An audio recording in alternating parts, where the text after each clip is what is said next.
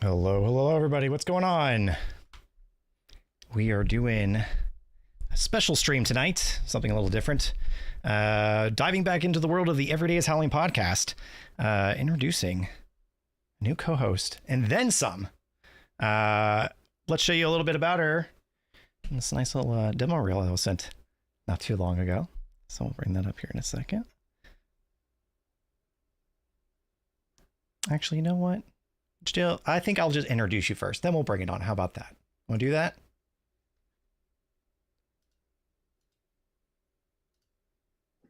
Oh, That was my fault. Hi. Hi. Okay. Hi, I'm Jill Killington, and Yeah. I was muted previously. Sorry about that. Oh, no, you're fine. Now I'm Whoa. introducing myself There you because are. Okay. Sorry. was I not up? I don't. How do I bring up the actual OBS Twitch screen of us? I just go to Twitch. I think you can bring up anything. So from YouTube to any of those links I sent you, the Twitch channel, that'll have us up there. Okay, cool. So yeah. Like I said, we're doing it live. I am Jill Killington. I am a writer, director, and producer of all kinds of things. And I ran into the horror guy here, Keenan. Oh, Yes. wait, this way? Yeah, right. This way. This way. Yeah. Opposite. Okay. I ran into you, about a week ago, Yes. and we did not reveal our alter egos to each other. We're just talking about like horror stuff, and all of a sudden I was like, oh, "Okay, well, nice to meet you," because your store was closing, Yeah. and I was like, "Oh, I'm just gonna leave," because it's like, I'm not the lingerer that keeps the store open too late. Mm-hmm. And then I was like, "Oh, I'm Jill," and then you're like, "I'm Keenan," Yeah. and then like, I think you added me. I think I looked you up at the same time though, because we said we had a couple mutual friends in like the scene. Yeah, I think And you were talking about because you were buying Starlog. You bought 2 copies of Starlog, and we just started. I've been buying up some old fucking Starlogs. They're my Yeah. shit. Like they're so full of like insight into like how highfalutin people's expectations for movies were, and then it's Oh. like no. And then it's like other times it's like, oh, this little newcomer Jeff Goldblum nobody cares about, and it's like, Yeah. yeah, he's a big deal, guys. Oh, I know. Some of those articles go so hard, especially since back then, like journalism was a completely different world, you know. Oh, that's the thing I like. It's just like it's such a I have them. Like I've really been collecting quite a few. Like Yeah. this is a great one. There's one with Schwarzenegger that just like so amazing. Oh yeah. Like Nice just Conan. the way people like that's sales right there, man. He was just all kinds of sales. Absolutely. But anyway, so I met you because I was getting a late night Starlog run right as your store was closing. Yeah. And we were talking horror, and then I was just like, wait a minute, you're doing this whole thing with Discord and Twitch, and like we need to talk anyway because you had some really interesting insights into the biz and Yeah. intel for me because I love some intel. Yeah, So I think it was funny because like a lot of times, you know, if I do talk to people about that stuff, I can tell who isn't in the biz. It just goes right out the ear. They just don't really care. They just keep talking. But whenever I said it to you, you immediately like latched on. You were like, "What? Oh, oh okay." yeah, because you were telling me something like very specific about like what sells and what doesn't, and it was Mhm. just like I need to know this. Yeah. I need to know exactly this. So Yeah, and yeah, it was interesting. And it's weird, yeah, because I worked for production over at Universal for about 11 years before Right. working at the comic shop. So it's interesting to then work sales and then know how that stuff works too in the midst I mean, of. it's really important. Like I was just talking to somebody, like another big horror fan I met in Florida last week, and God, my makeup looks weird in this light. But anyway, he said that DVD sales are still like crazy, and it's just like, wow, Yeah. we're in 2023 and people are still buying DVDs. Yeah, I had a guy come in the other day and he was just like, "Hey, what?" He's like, "What DVDs do you have?" I was like, "Do you have any lingering around?" I was like, "I think we do." And I was kind of going through some, and it was funny. He was like, and I was like, "Yeah, man, I'm like a physical media guy too. Like streaming services will always change up their stuff, whether they want to pull it or they want to edit it. Once you have that copy, Yeah. it's yours forever." So, and he's like, I mean, for me, it's like all about like the old school ET pre-effects. You know what I mean? Like that's Yeah. one of my like precious. Like I want them to say penis breath. I want them to have Right. guns and stuff. Like you know what I mean? Just like those little tiny changes. yeah, you're then starting to change what is the creation, what is the art, you know, of a. I mean, for me, it's more like a Mandela effect thing where it's like, wait a minute, like, how do we remember this? Like, I just went to see Titanic in the theaters again, and I was kind of like, relieved. Yeah. Sorry, these alerts are coming in. I like literally thought like Pauly Shore or somebody had just showed up at your house. No, you're okay. I was like, oh, that's the thing I forgot. Alerts are still on. So I think I hid those, but no one like our stream.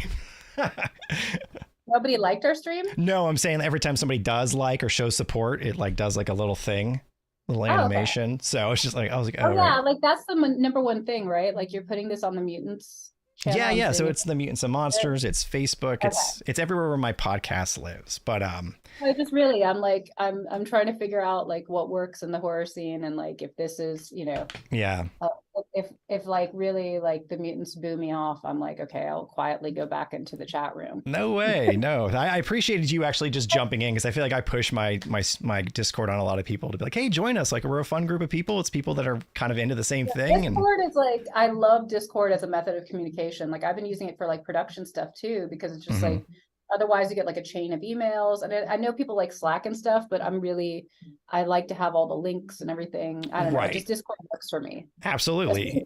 Editing for like working with editors is really good. Maybe Let's Fight. It's one of those things. It's like, it's better to have everything private and chatting within like one box than having like everything on social media where everybody can see everything, or emails where they can get kind of lost. You're kind of like in a mid ground, Yeah. And whatever, this is casual. Like I said, it's like, let's just talk and see what happens, and then figure out what the format of whatever we want to do is as we're doing it, because it's just like, absolutely. Why do like a free pro when you're not getting paid and don't have a budget and everything else? So let's just figure it out.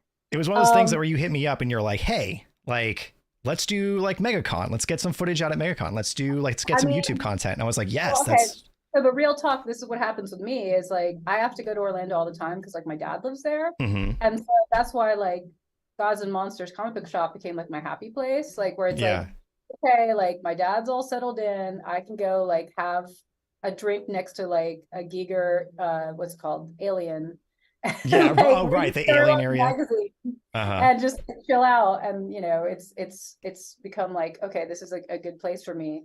And then like we started talking about like horror business, and I was like, okay, you know what, like I just need to talk to somebody about this stuff. And I have so many people I wanted, so many of my friends are like, working in the horror scene or want to work in the horror scene or like whatever. So it's just like, let's have a group discussion with your people.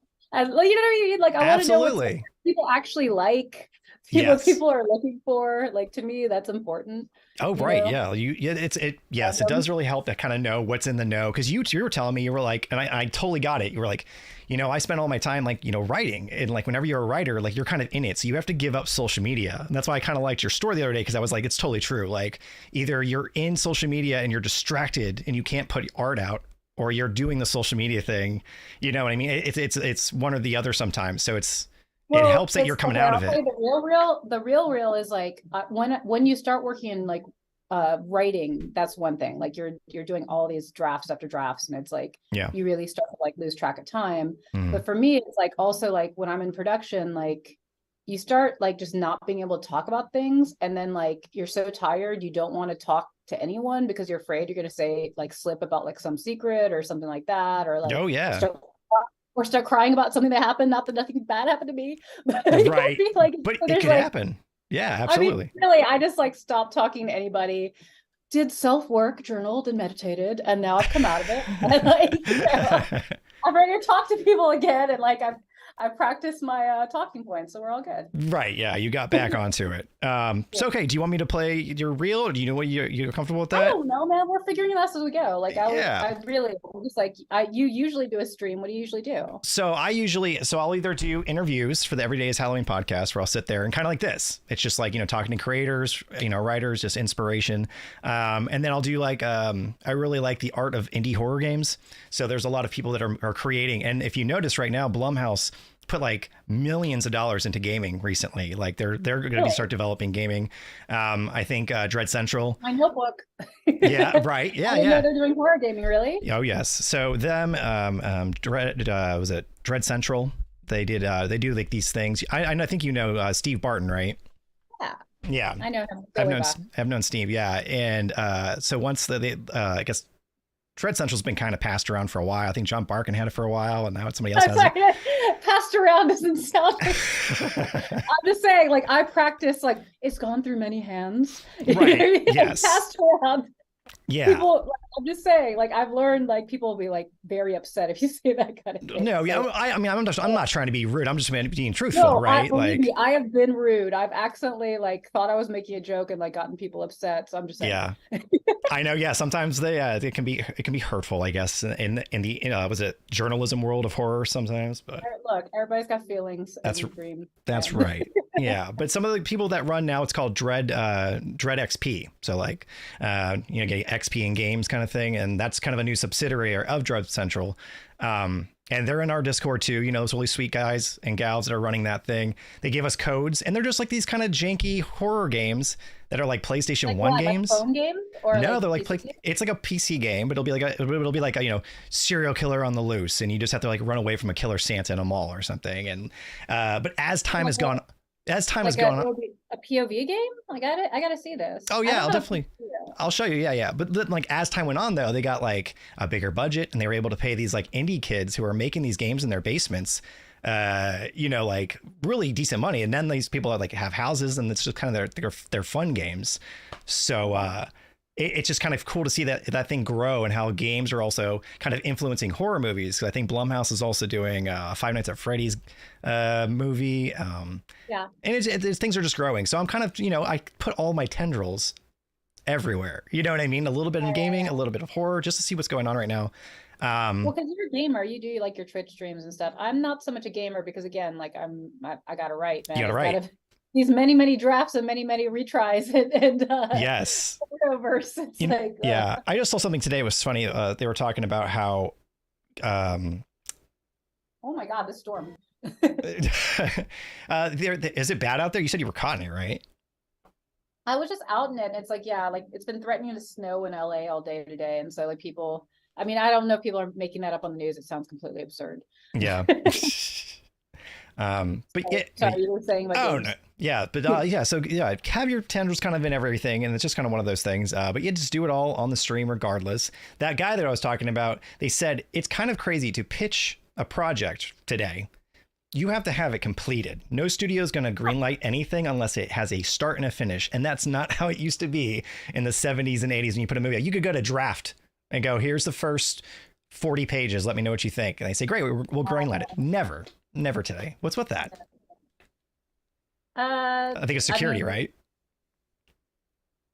Well, like again, security from like the studio to pitch it, Well, film is a risky business, like that's the number one thing. It's like there's usually no guarantee of making their money.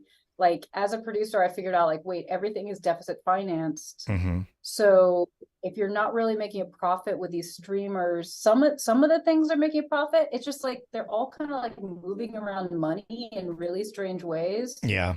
And then executives are afraid to take a risk, or they want to point at something at the main reason this is going to be successful, whether it's like, oh, it's based on a game, we have Pedro Pascal, you know what I mean? Right. Like all these it's a guarantee hit, even if it's not great. Point at why this is going to work, or even just like the reason that like if it didn't hit, you're not fired when that's done. You know what I mean? Like it's like, how could we know? Right. It was based on Last of Us or like whatever. You still have a career. It's fine. Yes. I mean, it's that. So it's just like it's all like however you can get it done. But yeah, the writers go through it now. Like you'll do draft after draft and not get paid, or like you'll get fired because it's like, oh, we need to bring on a new set of writers. It's always like the script is the easiest thing to keep on screen with. Yeah. All the way through post else. So I don't know. It's an interesting time. You need a really good producer to protect the actual project. Yeah. As much as you need really good directors and writers, Nice. because it's all the executives that tinker. Gotcha. There's tinkering going on. So much tinkering in Hollywood, man. What's going on? Yeah, I mean everywhere. Everybody tinkers. Yes. All right, we're gonna show you a reel real quick, and we'll get right back to the stream. Oh my. Okay.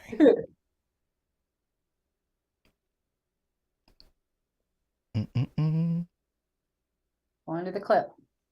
On to the clip. Boosh.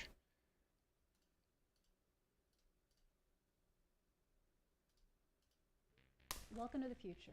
I'm Jill Killington, and I'm here to give you a little glimpse into Kill Vision.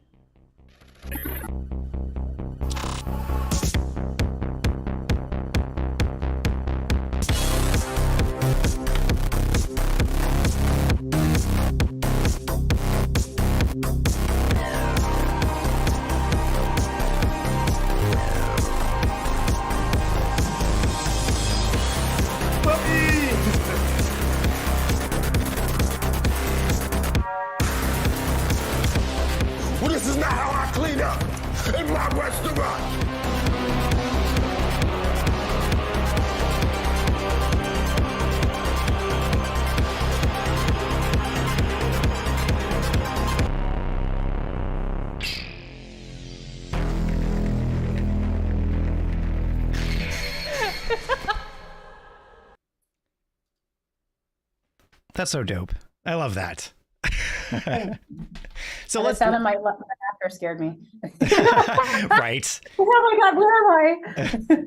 Can we talk about, by the way, Loiter Squad? That makes me so happy.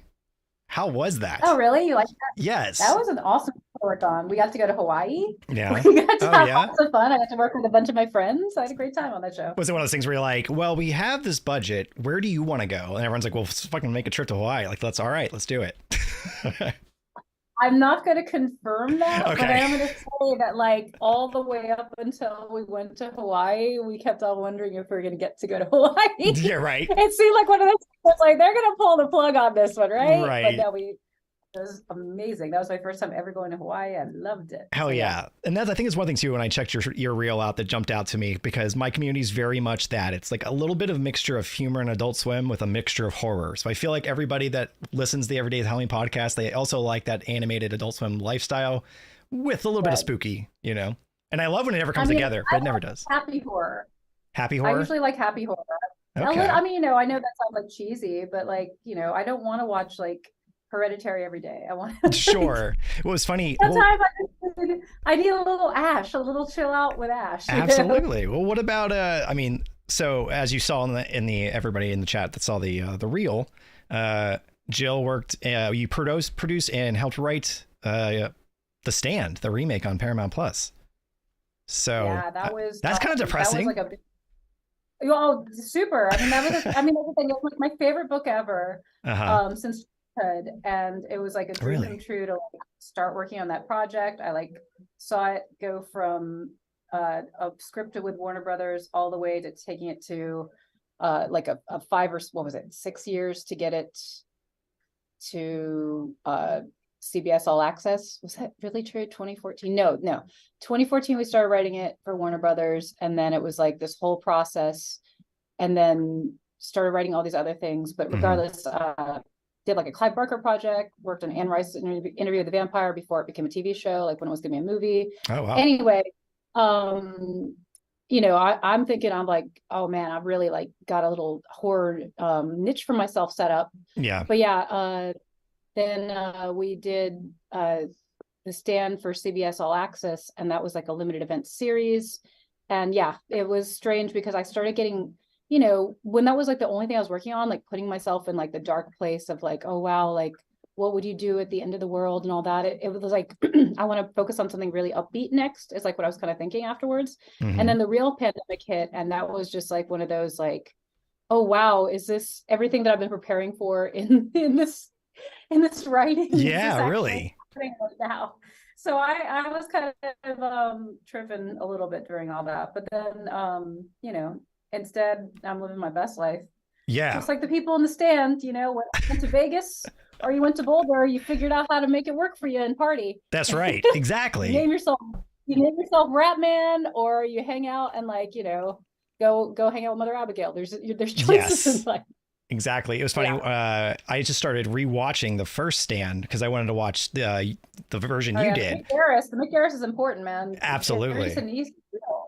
Oh yeah. I'm guessing you've met Mick before.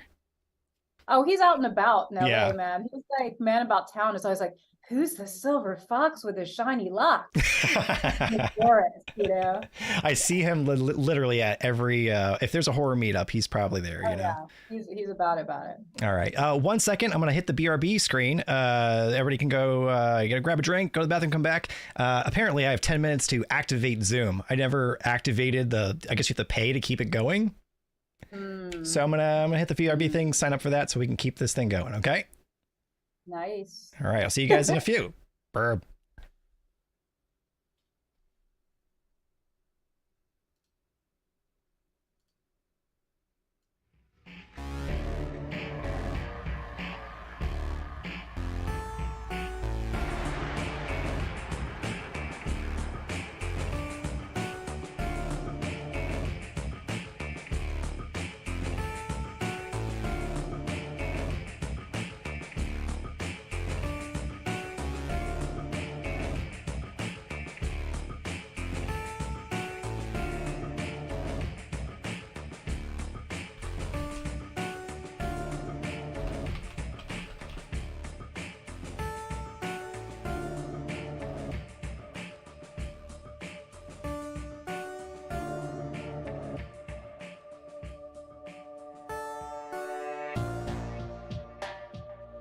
Hi, friends. I'm currently on a live podcast stream. What? I don't know.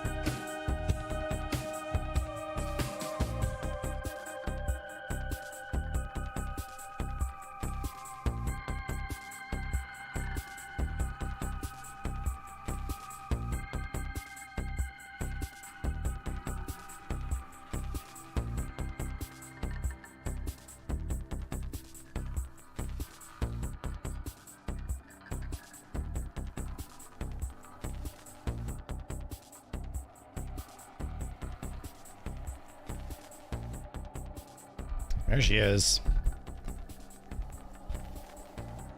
It says ask to unmute. Oh, wait, say something now? Hello. Hello. Okay, cool. We're there. Yay. Hi. All right. Upgraded to unlimited minutes. Unlimited minutes. Can you believe us? Look at us. Look at that. I don't know how many minutes we actually want to talk. Is anybody here? I can't see. Yeah, so we got about like 17 people in chat Hello. right now. Yeah, a lot of people are coming in and commenting. Hello, Honda. Okay. Hello, Oh, Captain Dash. On the heretic. Hi. Hi, my dudes. Yeah, it was funny. I was chatting. I just saw a thing come up like, you have 10 minutes. I was like, that's a thing? Why was Zoom used to be unlimited? What the hell is that? No, it's like an hour unless you pay. And then I always get crappy Zoom service anyway, so I'm glad you did this one. But Yeah, maybe, it's fine. actually, I think it was crappy because I wasn't paying, but you know. Right. we'll curve it all whenever we go into the live stream thing or the because you got that license for the multi-stream. So yeah, I did. Yes, that'll help out a lot. But yes, let's talk about the future of Every Day is Halloween podcast and stuff. Yeah. So what would you, because we were gonna like talk beforehand and then you're like, fuck it, just do it live. I mean, you know, like it really is like, if anybody's watching, you get to decide what you would like to see next from your host. Right. That's right. Like I'm like over here, like, you know, I want to talk about horror movies and the horror of daily existence in the year 2023. Yeah. How do we mitigate that? God. But, no, I'm just kidding. I have like some ideas for like format where it's like I could read from Starlog to the class. I could hey, anybody feeling this pitch, man? I got a bunch of pitches I gotta do. Yeah. But, like also like, you know, I have a lot of horror director writer friends. Like we're always trying to figure out how to get things done, how to get movies made. Oh, in today's news, Monica Bellucci and Tim Burton are an item. Supposedly. I saw that. What? I am so excited about that. I just love how Tim Burton pulls like the most pretty goth girls in Hollywood, you know? Goth dream girls of all time. It's like, oh my God, I was at Monster Palooza one time and I was wearing black lipstick and Lisa Marie, speaking of wonderful ex-girlfriends. That's right. Yeah. She came up and complimented my black lipstick and I just, you know, almost goth fainted on the spot. It was like the most exceptional moment. Oh, I can imagine. By the queen. Yeah, so, right. Like of all people. Yeah. Jeez. So that's my big brag. That's the big brag of Hollywood. Not working with Whoopi Goldberg or anything like that, you know. Oh no, that was a big like. Come on, man. I'm also hovering in that Star Trek section of your store. Ah, like yes. When I'm in trouble in my life, I like hold like a little Whoopi doll and like pet the top of the hat. Yeah. It's like a worry stone. Pretend she's serving you a drink. Yeah. Actually, that was a big thing on Loiter Squad. I had like a Whoopi Goldberg on my desk and like a few other action figures and like the night custodian would redecorate my desk and it was very sweet. Oh. We have like little toy setups. That's awesome. And like little messages in Espanol. It was adorable. Was that now in Atlanta? No, that's all that was all in LA. That was all in LA. Okay, gotcha. Yeah, that was like all the Gulf Wing Odd Future Kids are all LA based. Oh, cool. Yep. Nice. Okay, so Honda Heretic. I'm so bored at work, so thank God you guys are here. You're welcome. Where do you work, Honda Heretic? Yeah. At a Honda dealership? The irony would be thick. Heretic? Honda works at a toll service. I got to make sure. Yeah, I think. Yes. Okay. Just got promoted. I know that much. Oh, wow. Wait, so what's the deal? Like, what do you usually talk about then? Like, if you're out here solo. So a lot of time it's the game that is, people are commenting or watching and I'm kind of playing it. So I'm kind of going along with them or watching movies. We do the same thing we'll do Joe Bob Briggs. Everybody has like a Shudder account. So we'll sit down at the same time and watch like the last drive-in and just comment. That's a good move. That's yeah. A really good move. So that way on Friday night, like everybody's talking in the Discord, but you can also go to Twitter and it's also live. So you feel like you're getting this huge like live movie experience. And it's cool not knowing the movie until like it starts, which I think is really neat, you know? Oh, the Joe Bob movie? Yeah. Yeah. Everybody's going in at 9:00 and you're going to see 2 horror movies and it might be like a super disturbing 60s horror film that not everybody can watch, or a brand new film to Shudder that our good friend from the show, Aaron, just released, Scare Package 2.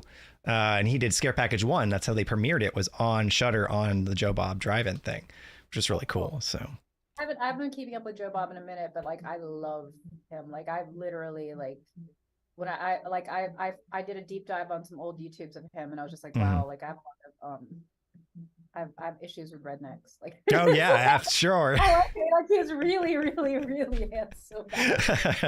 He's so adorable, but you know what I mean? Like he was just like, oh, swoon. Right, yeah. Honda says surveillance at a casino. I was so off.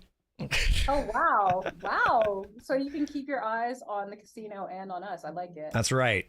But yeah, so I was watching The Stand, and who shows up in the first episode? Joe Bob Briggs. Yeah, he's a nice little cameo in there. There's also a nice Sam Raimi cameo. Yes. John Malkovich is in there. Is there a Dante? I think there might be a Joe Dante as well. Like, Joe Dante. Yeah. I was kind of... Am I making that one up? I can't remember exactly. What's There's that? So much, I said, am I remembering a Joe Dante wrong? I feel like he should be there, but maybe he's not. Well, I mean, he's really good buddies with Mick Garris, so it would check out. Sam Raimi definitely plays, what's his name? Bobby Terry. That's like famous. Yeah. And what else? Like, yeah. But the whole film is just chock full of people. But you, like the one you did as well. Like there's so many people in that flick. Yeah. Well, show. I mean, again, we had 9 hours of great people. So yeah. Yeah, that's cool. So one's like what, 6 hours or something. Yeah. I'm confused because I think it was 3 nights, but once you take away all the commercials. Mm-hmm. Right. Exactly. Yeah, I think the first one was like an hour and a half. But yeah, like it just and also the irony of what I've been noticing from you, which I think is so crazy. Speaking of The Stand and pandemics and people, like dying around you, then so yeah, that was what 2014. You said you started working on that. Yeah. So that's not even to 2020 yet. So by the time you get to 2020, is it already out on the CBS streaming service? Okay, so we wrapped filming, like the majority of filming, like the week that everything was shutting down. Mm-hmm. And we were supposed to get like more footage of Las Vegas, and we're getting some of it as Las Vegas was really shutting down. And then so we were able to get like a lot of great footage that we wouldn't have been able to get in Vegas, like, because it was empty. Yeah. Then we came out at the very end of 2020, and since we were airing weekly on CBS All Access, it aired into 2021. And then that streaming service immediately like got looped into Paramount Plus. Yeah. So now we're on Paramount Plus in America, and I think it's something else in Europe. I think it's part of Amazon. I forget exactly what. It's yeah, I did see it on Amazon, but it was one of those things like watch the first 2 episodes and then you buy kind of thing. Yeah, and then it's also available like if people just want to watch the first episode. I think that shows quite a bit on Pluto. Oh. On the Pluto streamer. Nice. But yeah, it was crazy because when The Stand first came out, I really realized like how hardcore the streaming wars were, because like I have family like all over the country, all over the world, and so I was trying to like give them directions on how to download the I can only imagine how to, like I literally was buying like buy gift cards for family members, and then like doing like entire Zoom calls where I'm helping them like download the streaming service. Yeah. And like getting the passwords in, getting the credit cards in, because not if you're in your like my retired uncle who's like a former surgeon, he's still like not great at like, okay, what's the difference between Apple Plus and Apple TV? You know what I mean? There's just like a lot to keep up with. Yes. But I was like helping him with all that, and then like they started streaming the show, and it kept on freezing because it's not like Netflix where like they just keep on going with like really bad quality. Like CBS All Access would just like freeze. And they're like, when you download the episode, and I just felt like I had like this like, oh my gosh, like I have to like make a better stream for my family to watch this on. It's like it's not good enough that we wrote it and produced it and like worked on the pandemic and made it through all the different hurdles. It's like, oh, the actual signal, Yeah, like I'll mail you an Ethernet cord just so you can plug in straight from the router. Yeah, it literally was getting like that. Like it was wild. So, ouch. Yeah, I know people that would work on Quibi shows. Do you remember Quibi? Oh yeah, those poor people. A couple of Quibi bullets because like people were telling me like, yeah, you can get some quick money on this one. And I was just like, I don't get the idea. And I never really like got a meeting. And then it was like already canceled by the time like, like everybody was getting like their checks for it. And I missed the check line. Right. Yeah. They passed out the Quibi checks. It's no more. Man. There was a few weird services like that. Like there was one called like Black Pill. There's like all these services where people like made content that just kind of like disappeared. Or it's like, I had a lot of friends who worked at Machinima and had to like movies and shows like that, and they just all disappeared. Yeah, I had friends at Machinima too, and they just spread like Dragon Balls all around the world. Like, well, that's done. Yeah, it's like unless you happen to have it saved on a hard drive yourself, it's like, Yeah, and and the weird thing about Quibi was that it was filmed in that format, so you can't even take the content and put it anywhere without looking at it all weird. Yeah. There's a lot of. Again, we're in the streaming wars, man. There's gonna be some experiments here. Yeah. So we got Rick Kosick in the chat. Wait, we've got a special guest in the chat, Rick Kosick. Hey, here. My supportive friend Rick Kosick. Like yesterday, he literally called me. He's like, "Jill, you're doing more internet stuff. I'm happy you're doing this." And because I was getting shy again. And right before I went back in my little shell, Rick pulled me out. So that's awesome. A round of applause for Rick there. You did it, Rick. He was like, "Come on, Jill, come on, you do this." So he worked with me on Loiter Squad. Oh yeah, nice. I think our best moment was on Halloween when I was dressed in Batman. Oh yeah. Oh my God. Is that filmed? Can we look? Can we see that? Is that something? Probably. I think I probably have footage of that somewhere. Yeah. Anyway, we had fun. We had laughs. That's what I like. Because again, I've figured out in my career I want so many different things. Like I want the product to be good. I want it to be profitable so I can keep on making products. Absolutely. But I want to have fun along the way because it really is about the journey. It really is. Yes, just meeting great people. Actually, it's like what I'm saying. It's like, you work so hard on the project. It's like, oh, my uncle that wanted me to be a doctor, I can't play the TV show for him. That I am doing good. Right. I have to make this happen for you. Yes. Well, that's rad. Yeah. And you worked on some other projects. You got Bad Grandpa in there. That's cool. That's another one that Rick Kosick will remember. Oh, yeah? Ricky in the chat. Thank you, Rick. We got Eric Preston in the chat, too. He says, hey, Jill and Horror Guy. Hello, hello. Eric Preston. I know him. Yeah. I went undercover as a pageant reporter in Bad Grandpa. That was fun. We pranked for 2 days, like all these poor kids, like brought all their talent to a fake talent show that was just set up so that we could prank them with Johnny Knoxville. And because I'd worked with them quite a bit, I was like undercover as like hey, I can like go around all these girls and their parents and like gain their trust. But also when they're starting to look at like the old man kind of weird and asking questions, I'm like, actually, I can't hear you in here. Let's go talk in the next room. And then it's like, we put a bag over their head and like drag them away so they don't like tell everybody else that things are going. Oh my God. That's crazy. People. Yeah. So we don't actually put a bag over the head, but yeah, we drag them away. Well, I love that you are the one picked for like, you know what? You have the kindest face. You're going to gain their trust and dash their dreams whenever they realize their talents aren't actually, but if they sign this waiver, all they wanted to do was be on TV and see Johnny Knoxville. And so like, there was really a couple kids who were like, oh, is that Johnny Knoxville? And I was like, who? What? You're right. Wait, let me go ask this guy over here. Come with me real quick. And it's like, shut up. That's a program. Oh, that's great. Yeah, it's good times. Nice. So I went back into your YouTube and I saw, and it's so funny because you kind of did the same thing that I did. You get the access to the horror theme parks. So like Halloween Horror Nights, you get to go behind the scenes and film like during the houses and stuff. They allow you. I saw one. Those really, I've always preferred to just kind of sneak it because like doing all the lights on tours, it's like, oh, they're the worst. Typically jumping at you, but me, I like was keeping like a really small what was it? Was it Canon S100? Like down, like one here, and nobody really noticed I was holding it. Oh, that's rad. Yeah. So they do a thing for my podcast, for the Everyday Selling podcast here in Orlando, for the Orlando one. They invite me out and they have like the premiere night, and they do a thing where they put you in an area and they give you a bunch of drinks or whatever, and they show you all the people that are in charge, and then they let you film going through the houses. So it's like like lights and everything. And they know, okay, these people are allowed to go in with their cameras and stuff. So I saw that on your page and I was like, oh man, that's pretty great that you've already have experience from that from like 2013. There was one that was like we were like survivor horror girls going to Knott's Berry Farm. Oh yeah, we just decided to do like 80s theme characters where it's like, let's just pretend that like, each of us is a fun character for the night. And Yeah. I was like the nerdy one who should be a little bit too smart for to fall for ghosts and the supernatural. And then like my friend was a popular one. Yeah. Mm-hmm. Again, I like to have a good time. Absolutely. Yeah. As I say, like you just have like so many fun projects all around and stuff. So is there it's just like I love a theme party. I love a excuse to get together. Because again, we could have just zoomed about this, you and I, about like whatever we're doing, but it's like, look, if we could even bring a smile to Rick Cossack's face for just a second, right? We've already done.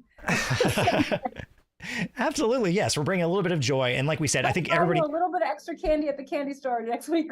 Yeah, nice. Yeah, everybody keeps asking too. Like, we have a trip to a candy store planned. I'm excited. Hell yeah! Like a specific just candy store. He's got a special place he's gonna show off. So, I love that. Hell yeah. But yeah, I want to have fun. Yeah. Right. It's one thing I learned from pandemic. It's like, you got to make your own fun at home. You got to make your own bread. That's right. Yeah. No, and it's crazy too, because I've been trying for this the show and the podcast. Like I've been doing it solo for so long. I created the first podcast for Bloody Disgusting back in 2006, that's dating me.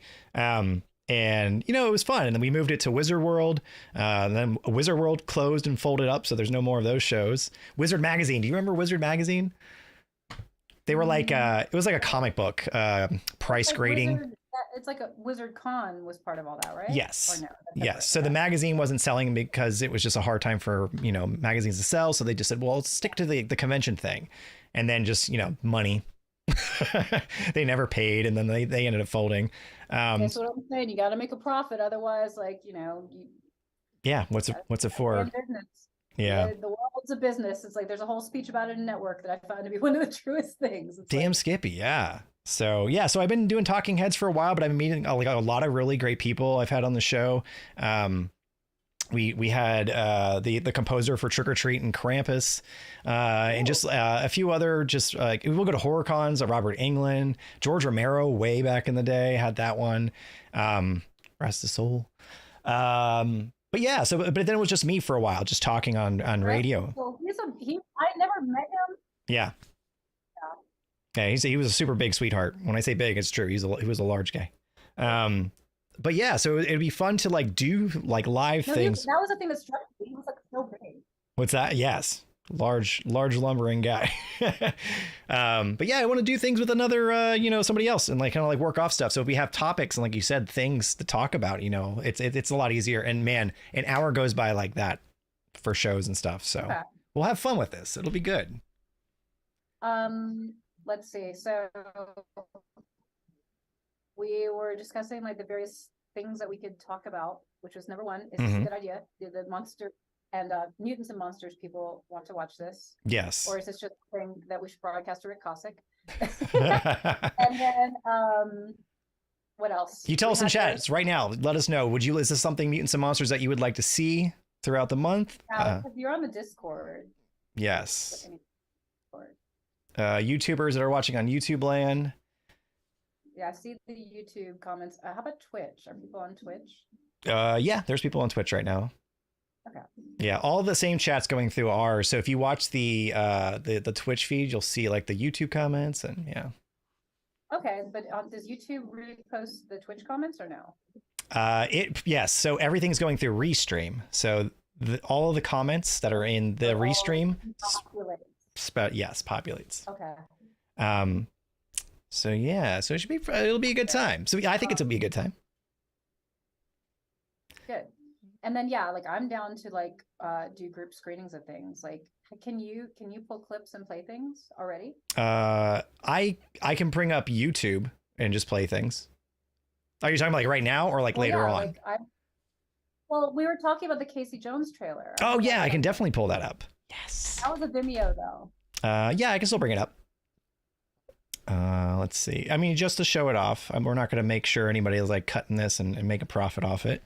Jason, no, I mean, that's the thing. Like Jason Eisner just put that out like the other day, like today. So. Right.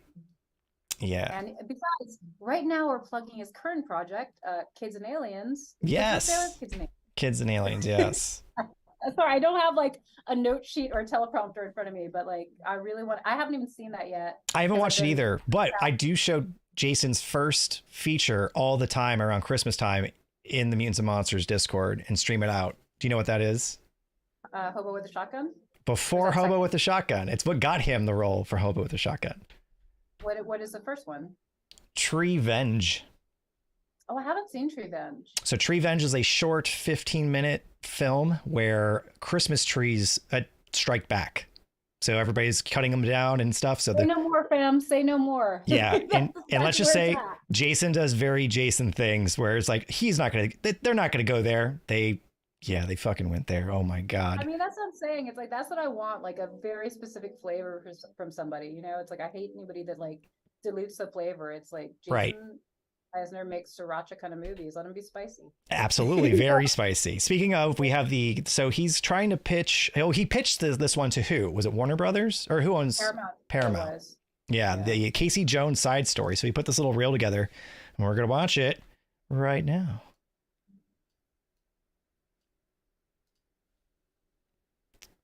Dun, dun, dun, dun.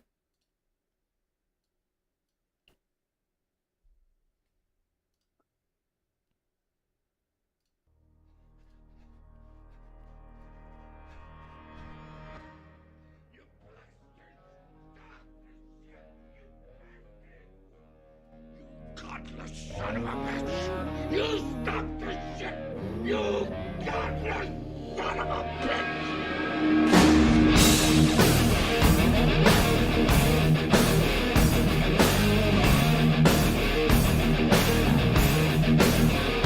I am anger under pressure, left in cages, a prisoner, the first to escape. I am wicked. I am legion, strength in numbers and the number is one.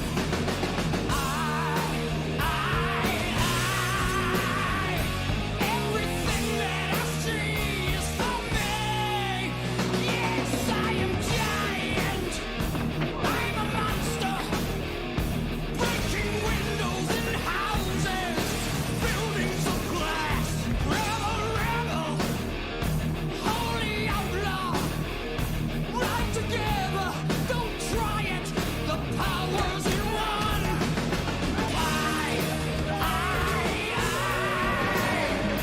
I'm the edge of the blade, but no one makes the hero bleed. My name's Casey Jones. My friend. Find him. Oh, you're on an ad break, bro. An ad break. Yeah, I got an ad break for The Consultant starring Nat Wolff and Christoph Waltz. Ew. No, not ew. Nat Wolff is great. He's in the stand. Oh, nice. I meant ew for an ad break. Hey, make your money. It said the horror guy's making an ad break and taking some time for himself. So like, get your dollars and cents right. Oh my god. So that's a thing. If you're not subbed to me, that'll happen. Which whatever. Oh. Yeah. So I just got caught not subbing. I'm gonna sub. Sorry. Yeah. No, you're fine. You're okay. You don't need a sub. Follow on Twitch. Now I gotta do my username. Oh god. Yeah, it's my a whole password. It's a whole Reset my thing. password for the 500th time every day. Right? Oh my god. So Rick asks, is that Dio? That was Dio, yes, that was playing during that. Like, what a cool short though, or like, what a cool pitch. So yeah, this is typical is you make a really cool rip reel that obviously he didn't do like in half an hour. Yeah. Right. Yeah, like, exactly. That's a lot of content. Or longer of work. And then it's like you go in, you pitch, you do the big thing. Mhm. And then they're like, yeah, maybe. And then nobody calls. Yeah. And then Thus the nobody makes process. a decision, and then he goes and makes other films, luckily, because he's very talented and very determined. But I'm just saying, Hmm.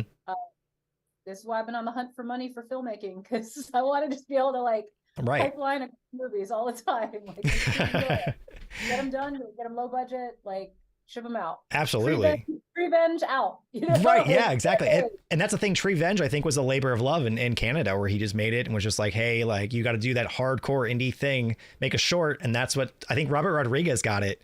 And that's when and then he's like, was that his route? I didn't realize that. No, because he just told me that the way he did Kids and Aliens, like I met up, there was a thing. Oh yeah. I saw him recently, and he was saying that he filmed Kids and Aliens at his parents' house, like his actual childhood home. Oh, that's crazy, man. Save that budget, right? It's smart, man. It's really, really smart. So yeah. So can you tell us how does one all this like get in? Like, what happened? What was the process for The Stand? Like, how did you go from Loiter Squad, Bad Grandpa, and then how did you find yourself in that? Well, again, it's always a crooked, winding, sneaky path. I'm very like good at picking locks and finding back doors and sure. sneaking. Yeah. You have to. It's knowing the right people sometimes. I mean, it's a lot of different things, but in this particular case, I had a horror script that I was touting around everywhere. And I was sort of getting some attention with that, but it's still like, oh, it's not getting made, it's not getting sold, I'm not necessarily getting any other writing jobs. Yeah. And then so a friend of mine actually got the writing job to write The Stand as a feature for Warner Brothers. Mm-hmm. And I was like, anything you need, man. That's like my favorite book ever. I'll help you break down the book. I'll help you, like, you know, just like shoot the shit with me. Tell me like what it's supposed to be. And so the pitch was already like, what Warner Brothers bought was that they wanted to do it nonlinear. They were like, you know, just figure out how to get it done in like a less than 3 hour kind of like epic movie version. Mm-hmm. So we did like a big breakdown for the script, and it was like a 3 or 4 month writing process. And it was right around the time that the studio system was no longer financing big budget movies. Like it was like right when like things like Jupiter Ascending weren't doing well for Warner Brothers. Right. And so I think Jupiter Ascending, and then what was the Tom Cruise movie? Edge of Tomorrow. Edge of Tomorrow, yeah. Both of those were like losing money, and so they started wanting everything to be like an Annabelle, Mm-hmm. you know, like a budget movie. And so that would be like the note. They'd be like, "This is great. This is incredible. Can you make it more like Annabelle?" And you'd have to like sit there and be like, there's not a talking doll anywhere in this. Right. Yeah. It's all about the post-apocalypse. And how are we going to like take all these multiple characters and their important journeys and stories and sagas and turn it into like a very small, contained Blumhouse kind of lower budget thing? Because that's like the number one thing I learned over the course of all of this is like how expensive every single location is, every single actor, every single moment of shooting. Yeah. And then having like, well, that whole big cool action scene we wrote, can't afford it. Yeah. It'd be all inside this one room now, and it's like interesting. I mean, again, it's like it's the new challenge. It's like everything's a challenge. So yeah, you just kind of break down like these 8 scenes that have a lot of budget to them and go, we can only do 2 of these, so we got to hold on to 2. Well, that's the thing, and it's like at that point you have to think about really hard about like, okay, what's the intent of this entire thing? What's the like, you know, best way to like get the core of the story beats that you need, like, and then still make this cool. It's like it's just honestly like a constant compromise / like creative process where you're just trying to figure out the best way to do it. And speaking of Robert Rodriguez, it's like reading his books and like seeing how he always was like, no, it's just all creative. Yeah. Like, even James Cameron, like, you know, the filmmakers who have more money in the world to make whatever they want, like it's constant problem solving and figuring out how to do something cool. Absolutely. Yeah. I've seen some of the best stuff come from the people that have the least money. I mean, like that's an Evil Dead thing, right? Like Sam Raimi had nothing and it's still a legacy. Put the camera on a damn board and like float it, you know, and do something really, really cool. You know? So you said you have that script. You have a horror movie that is like your horror movie that you've been pitching. Oh, I've got several. I'm like a vacuum salesman. I'm like always like pitching something. I love that. Like right now, I've been working on getting a movie made in the Philippines for like the past 3 years, and so like that's closer to getting made, which I feel like I can point on the globe. It's right over, yeah. Here. But yeah, that's been a challenge to figure out in the middle of the pandemic because they had the longest lockdown in the world. So are you stuck over there? Huh? Were you I was over there right after I wrapped my episodes of The Stand in February 2020. I went to the Philippines and like was planning on staying there for months to get things sorted out, but then the pandemic started getting weird, so I left around like March 13th. So I was there like about like 18 days, had like crazy experiences like scouting and like meeting with people and figuring out the ins and outs of like shooting something the Hollywood way Yeah. in the Philippines, because everybody speaks English, but it's just like a completely different production process. But anyway, so I was figuring that out.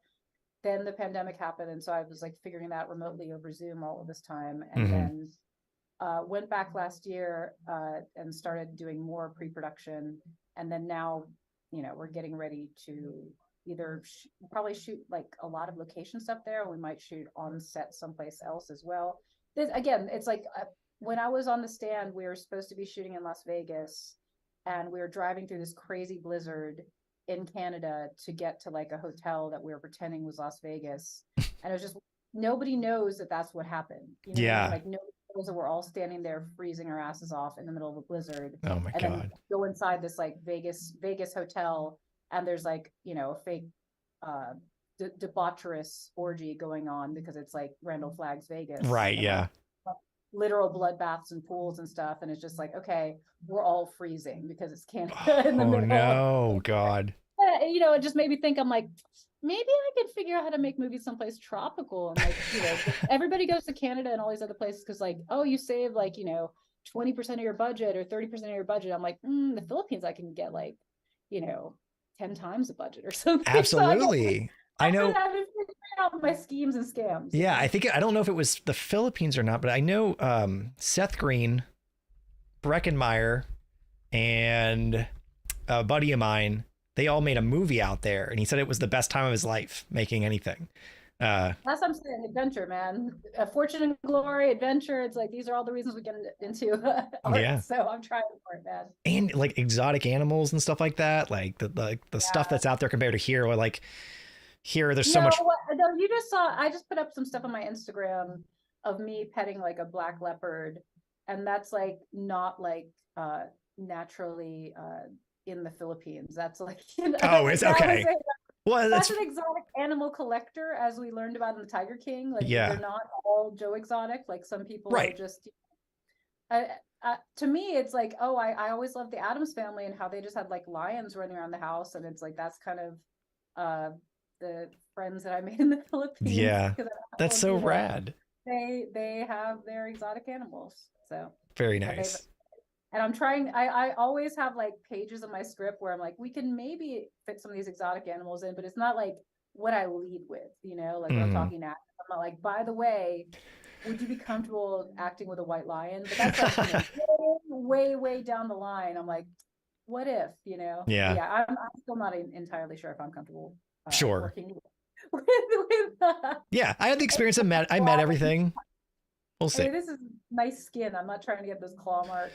God, that's all I could keep thinking about when I saw that. I was like, I wouldn't. I just really, that's where I was. I was just like, man, I really love my fingers. Like, I so love like having fingers. So yeah. I'm super keen to pet this thing. You know? Yeah, right. Sure. Yeah.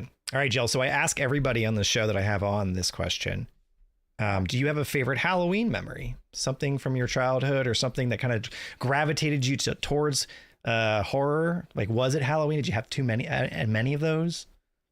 My actual favorite Halloween memory, there was a really good Halloween where I was finally old enough to not go trick-or-treating with my parents, and I went out with my friends, and I was super excited because I had dressed up as Star from the Lost Boys, and everybody thought I was a gypsy with glasses, you know, because like, how would they know that like this little girl with glasses thought that she was Star from the Lost Boys? I knew who I was, and I even had like, she never wore fangs in the movie, but like, you know, I was like, this makes her more vampy. I think I had like a flowery skirt or something, because like my ability to get costumes as a child was like pretty weak. Sure, yeah. So anyway, that was a banner one, but it's like, it's the kind of thing where it's like, if you saw a picture of it, it would be really sad, but luckily my parents didn't care and didn't take a photo. But yeah, in my head, it was fantastic. And it was like a really good haul Halloween too. Yeah. I remember we like a subdivision of condos where nobody was prepared for us. Like, they weren't ready for kids to come trick-or-treating. And so we just got such random stuff, like where we got like yogurts. And Right. like, Well, sodas? Sure. Yeah. yeah, sodas, like some canned goods, like whatever, just a haul, just like a really good haul. And then like I was super into Red Hots, so we got a lot of Red Hots. So yeah, that's Nice. there's not really like really a beginning, middle, and end to that story, but Yeah. there was some character and there's some product placement. That's right. Look at you. See? Content. Making it happen. I don't know. Yeah, that was a good one. How about you? I for some reason I always go back to like the worst memory for Halloween as a kid for me. It wasn't like even that bad, but for some reason I think it's like Sam Hain took over my body. I was like, when the sun's about to go down, people are getting ready to go trick or treating. It's not, nobody's out just yet, but they're getting ready to. And I think I'm on my bike and I'm like, I start swerving with my bike. And for some reason, I don't know why, I would never do this normally, but I closed my eyes. I rode my bike with my eyes closed. And I think the bike veered off into where the sewer gutter area is. And I just nailed it and flipped over the front of my handle rails and flipped and hit the sidewalk. And was like, what the hell just happened? Like, why would I do that? And I'm like, it could only be the power of Halloween that did it to me. That is Pennywise trying to get you. That's, right. Michael Myers trying to get you. There's a lot of things in the sewer you don't want to. Like, no, absolutely. Yeah, no, man. Ninja Turtles might have come to your rescue, but they didn't. Mm-hmm. No, you're right. Yeah, they Pennywise grabbed my ankle, pull me in, I don't know, or steal my bike. But I remember my mom yelling at me, like she like came out of the house like half dressed in her costume, going to a Halloween party, and she's like, "What are you doing out here? Like, get in here!" And I'm like, "I just closed my eyes and hit the drain." She's like, "What are you?" That's really cool. Like, I never actually like lived anywhere where the adults all got dressed up too. Like, my parents weren't into it. Yeah. But it's whenever I watch like Hocus Pocus and like everybody in the entire town is party Halloween style. Like, yeah. That's kind of the way it is in LA, and I love that. And I know. It's the way in Florida too. Like, it's getting, Halloween's getting to be a major American event. And yeah. I love it. It's almost trumping Christmas. You know what I mean? Like, I feel like people will go out and buy decorations for Halloween and not so much for Christmas. I mean, I genuinely started decorating Christmas Day after Halloween this year because I was like, I can't take it. I need the Christmas. I need the shift. The withdrawal from Halloween is so intense for me. I'm like, just go right into Christmas lights, Jill. You're fine. Like, yeah. Get some candy cane. You just have to rip that Band-Aid off hard. No, I can't. Like, really and truly, my favorite thing about being me is that like Halloween season literally starts like August or something for me. You're correct. Like, yes. That's when like the haunts start opening up. You know what I mean? Like, it's like still so sweltering hot, but it's like, oh, Halloween Horror Nights is open. Right. We'll figure it out. Yeah. We're at it. Like, to get serious, get your costumes ready, Yeah. And horror, I feel like also kind of starts trickling out more so around then, because you have your spring horror, that doesn't really, they don't know where a place to put it. But then, right after the big blockbusters start kind of weaning down. We're in the horror time of our lives right now. It's like, there's so much good horror out. There's like Stranger Things is breeding a whole new era of horror fans. Absolutely. Like, there's look at it. I still count like it's like Wednesday. You know what I mean? Yeah. Like, it's like Bly Manor, House on Haunted Hill for haunting. Yeah. Coke Bear. I don't know if that's like exactly horror. I literally like haven't seen it yet. And yeah. It's pretty horror of a premise. It's pretty jaw. I mean, right. If you think about it, it's one of those, tacky giant monster, like the Sharknado or something. But it's Elizabeth. They spent a lot on the Kokomi though. They spent a lot on it. Right. It's a very expensive CG bear. I think he might be the bear from The Revenant. Yes, right. Yeah, they got the same one. It's kind of crazy. But when you have Elizabeth Banks backing it, so it's. Leo has been in him. Yeah. Was he in the bear? He was in a horse. I can't remember anymore. Who's that? In The Revenant, I remember exactly the plot. Oh God, yeah, I forget. Man, it's like not a movie that like is a revisit. Right, you see it once. You see Leonardo DiCaprio like dug in the mud with that giant bear. I try to watch it later and just be like, how am I feeling about The Revenant in 2023? It's just like, on a wintry night like this, am I enjoying this? I might. Yeah, sure. I'm the same way too. Another ad just popped up on my thing. It's interesting to be able to watch, like, what's happening. Am I still in the right hand corner though? Like, is our stream still going? Yeah. Dash, The Edge of Tomorrow. Yeah, the Twitch ad breaks are evil. They are. Yes. Yeah. So I don't know. I don't know how long I want to talk. Like, I'm like short attention span theater myself. You're all good. Yeah, we can wrap things up. One Well, I'm just like, well, again, it's like hour-ish maybe for like a plan. And then like, for me, I like, we'll think of some fun segments we can do recurring, and like maybe should we put like a topics in the Discord where people could throw ideas in or something? Absolutely. Yeah. That would be cool. Yeah. Because me, I'm like, I want to do things where it's like AI or real, because shit's getting so weird so fucking fast. Dude, the like, AI like, stuff is nuts. well, I'm like all up on Mid-Journey and like all these different Mid-Journey like groups, and it's like, did you see the one where it's like animated Lost Boys, like whereas as if there was like an 80s animated version of Lost Boys? Oh, is it like a cartoon or a CGI thing?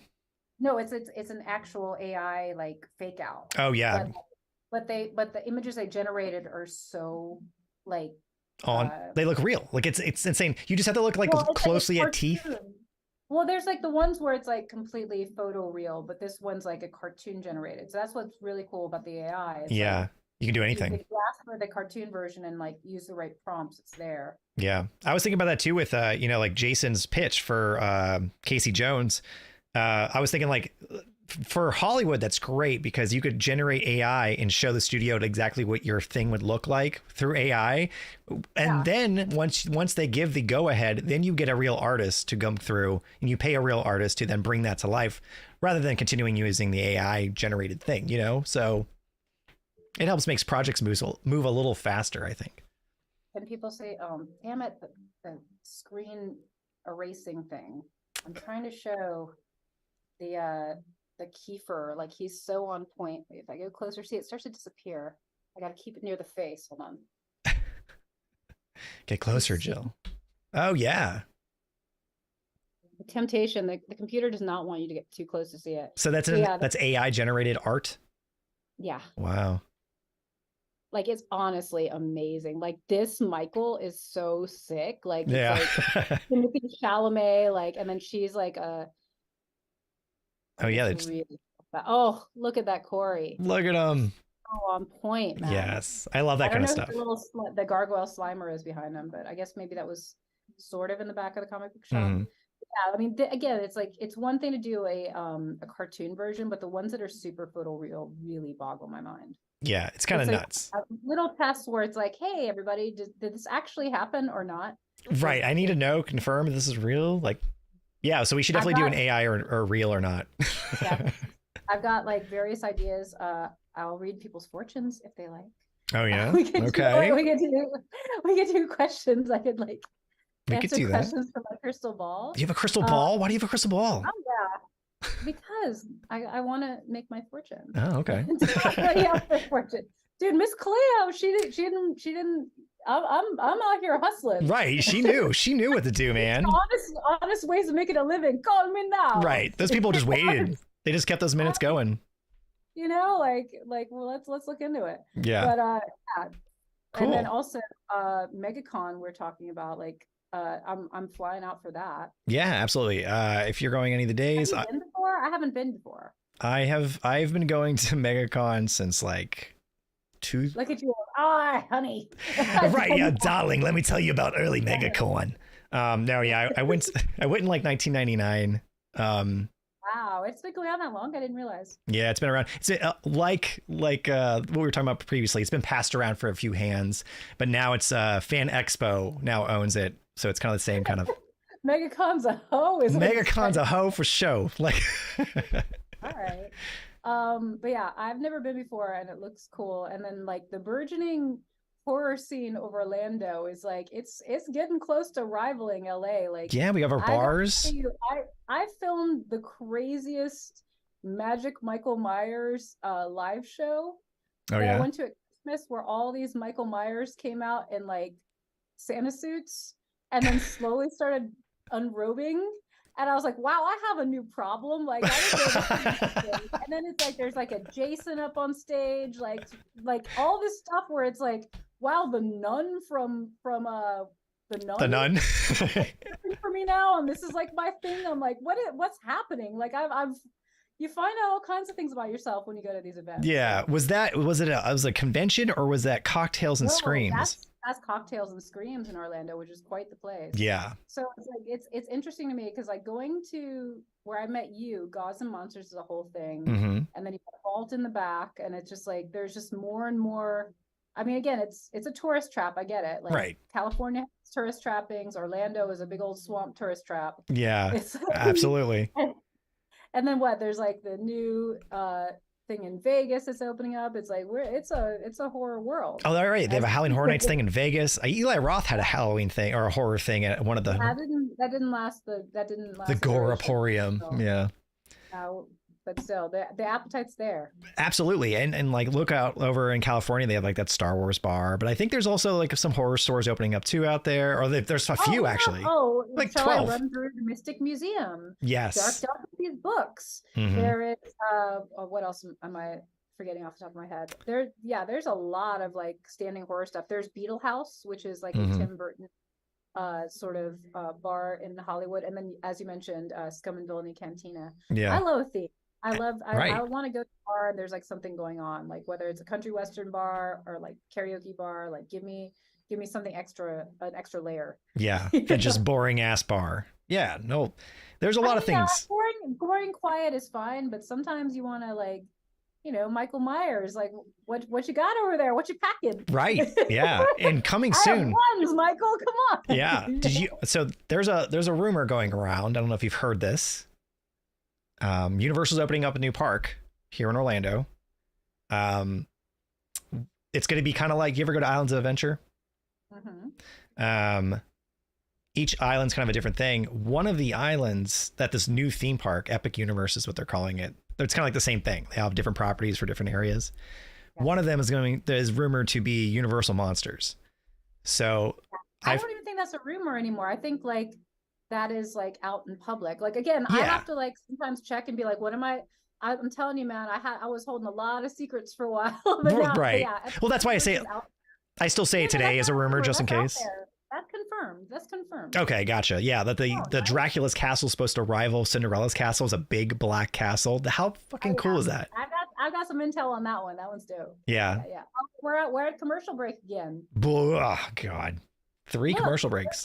Waltz, let him get his money. Right, I'll be getting paid. It's fine. Amazon, right? Like, is Amazon paying him or just Apple? So Twitch and Amazon bought Twitch. Oh, well, that's why it's a Prime. Yeah, It's a Prime show. and that's a cool thing too. In Amazon, we trust. Absolutely. I want my packages on time, and that streaming service isn't going anywhere because it's just advertising everything else. That's so. right. But they have a thing too now where you can watch anything on Amazon Prime live like this. So we could, really? so like we could watch the first episode of your show on here, and then you could commentate while it's playing. And Oh, that's wild. yeah, it's pretty crazy. But everybody has to have Amazon Prime watching it. Okay. But So- most people do. Right. Yeah. So I'm definitely not getting passwords for that because then you get my packages. no. Yes. No. Keep That's your not a giveaway. packages. Hi, Livewire Pro, and then Captain Dash. I have not seen the Evangelion 80s sitcom one. There's some super wild ones, like the Bollywood Star Wars looked super convincing. You saw that Yes. one? Oh yeah. I've Cool seen thing. some that like they put like Peter Cushing and Vincent Price, and it's like this green haunted mansion lighting to it. And it's just AI art that looks like it's like a made up Hammer horror film. And I'm like, oh, it looks so Yeah. good. Yeah. I like where this is all going. I mean, again, it's happening so fast. What was it, like around this time last year? Like the Dali art was like really terrible. Like the Right. first like art was like, oh, that's sweet. Like the AI is trying. And now it's there was some test I saw on like Instagram where it's like, hey, are these chicks at this party that are all blonde and really busty real, or are they AI generated? And that's what Yeah. I'm saying. It's like I feel like we all need to like, just as like a support group for me, like I kind of want to do like questions like that on something like this where it's like, hey, can we have a support group about how real this AI looks at this moment, because this is happening so fast. Right. Yeah, exactly. Like this that they're stuff able to is generate moving. this. Yeah. it's- Let's get the input from the community. Yeah, we'll have a lot more things, ideas. put it on the Monsters and Mutants Discord. Absolutely. And then we'll share stuff back and forth. So if you come back to Orlando, we'll do MegaCon. We'll get footage out there, meet some people and walk around. And I mean, if you haven't been, have you been to a convention, like a comic book convention? Child, I've been at a comic book convention. You've never been to MegaCon. I'm finding I've out. not been to MegaCon. I go to San Diego Comic Con. I live in Los Angeles. I was to say that's like the People, con. don't ever like. Oh my gosh, there's a lot of sweaty people in here. I know what it is. I know, like, I might be wearing a mask still though, because it's like Orlando is one of the sweatiest places on earth. Tell me about it. And then you put a black t-shirt fan in the environment laden with bags full of their swag. Of merch. Yeah. No, anytime I look at Walt Disney World. Spraying essential oils at my friends. Yeah, God. Good to see you. I will elbow shake you right now. Yes. Oh, I love people, but the smells, my God, I turn into Smith. Yeah. Right. I need, yeah. That smell. But yes, the costumes there are amazing though. It's just like out in LA for so. Oh yeah. That's another thing about Orlando, like the cosplay lifestyle huge. Is a full-on like I'm not switching out of my fox costume. This is who I am. I identify as like right, yeah. A prairie fox or whatever now. Like and again, no shame, do you? Nah, yeah, exactly. But it's like exciting. I'm just like, wow, I'm like not even at all weird here. Sometimes. Right. You're just like, wow, we're here. No, I just like saw a bunch of like girls at Target on like a Thursday all dressed in like, gothic Lolita Japanese schoolgirl outfits. And it's just like, I don't know where you're going, but you're going to have a great time. Yeah. So everybody else there. This is just our style now. Thrilled to see you girls show up. Yeah.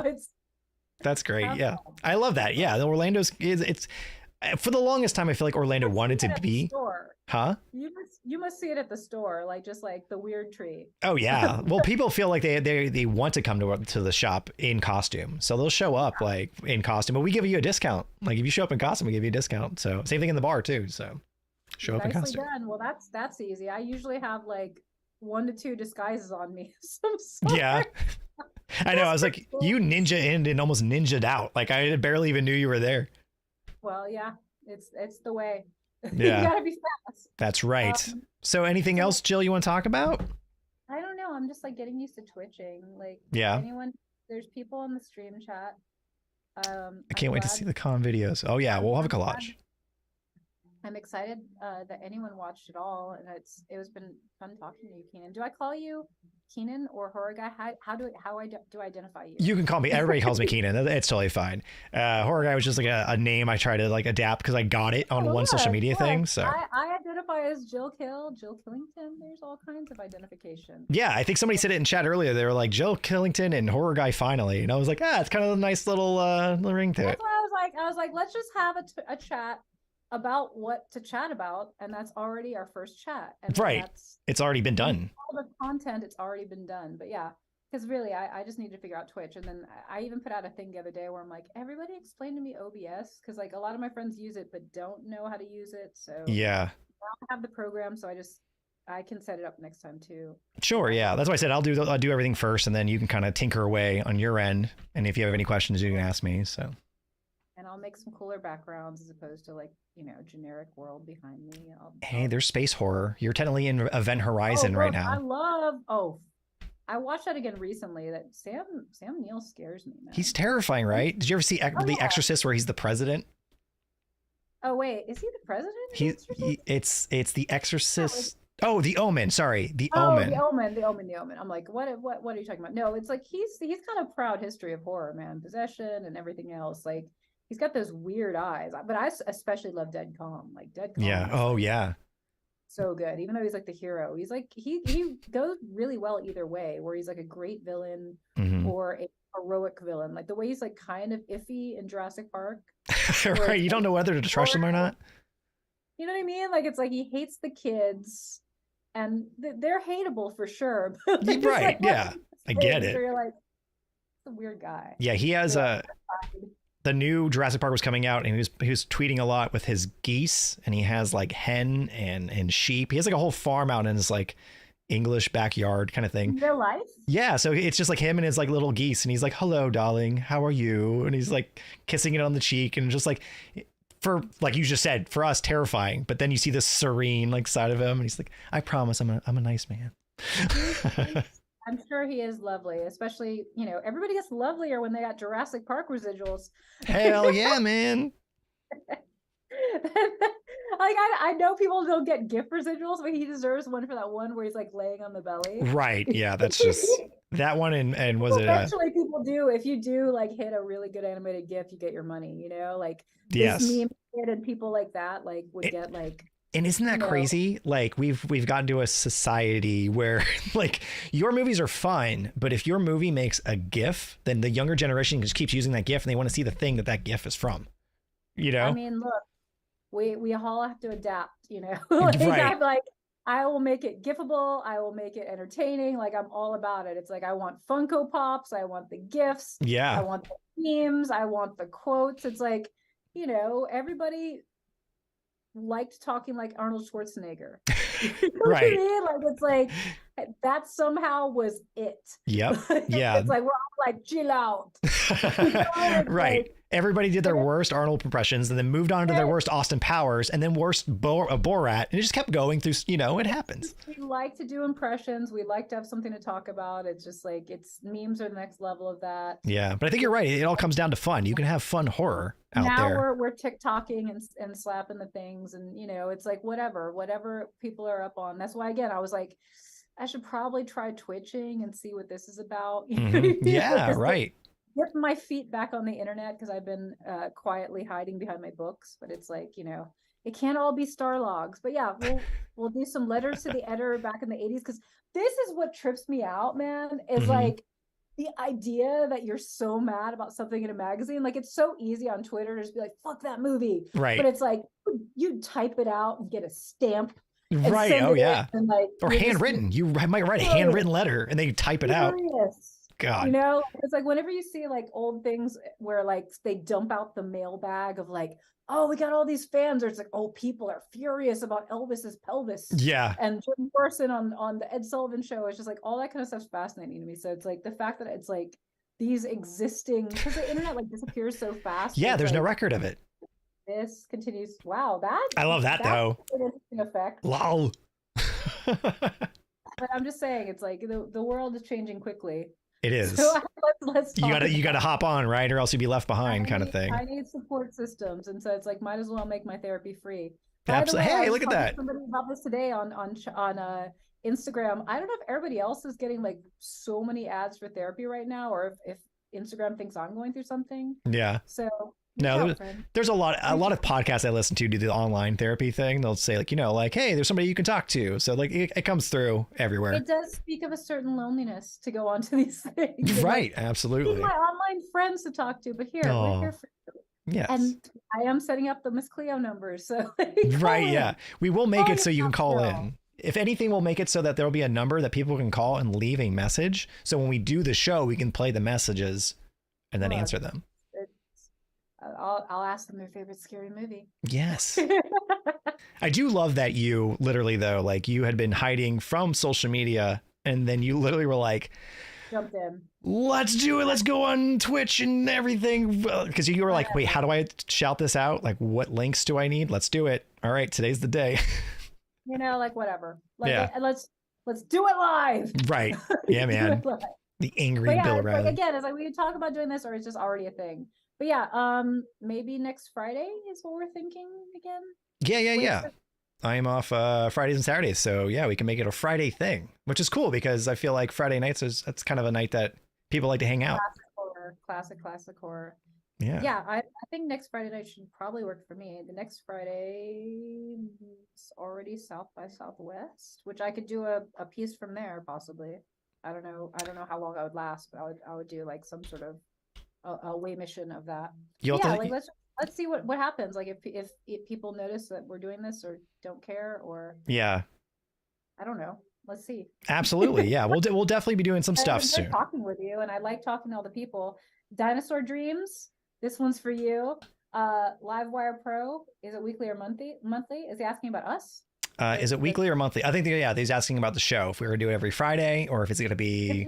If people enjoy weekly, let's do that. Yeah. If no one cares, monthly or less. Right. Yeah, exactly. That's how I started my podcast. I was like, well, You'll find me on my own Instagram again. yes. Just trying out whatever. But yeah, I'm like, let's just see what happens. Absolutely. Dinosaur Dreams, Event Horizon is one of my favorite movies. Hell yes. Eric Preston, Letters to the Editor. I forgot about that little thing, the little things like that. Oh yeah. Letters to the Editor and Starlog and Fangoria. I can only imagine just fucking hate and anger.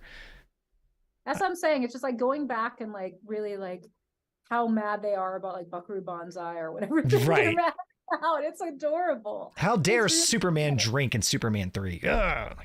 I don't remember. I'll do it next time. But literally, there was like this whole pitch where Gene Roddenberry was gonna do something where they Spock stopped the Kennedy assassination. Okay. You know about this?